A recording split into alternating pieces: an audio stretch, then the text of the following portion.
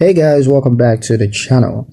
In today's video, I'm going to show you the best way to track e-commerce sales on Lendio.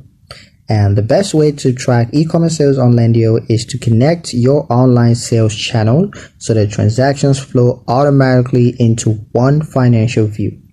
This removes the need to manually compile reports from multiple platforms, and it also ensures that every sale is captured accurately.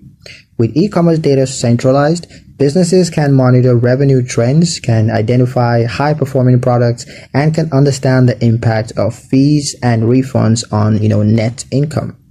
Lendio makes it easier to compare performance across channels and to maintain consistent record for reporting and taxes. Accurate tracking also improves cash flow planning. When sales data is current and complete, businesses can make smarter decisions about inventory, marketing, and of course, growth. By using Lendio to track e-commerce sales, owners gain clarity, they reduce errors, and of course, maintain better control over their online revenue.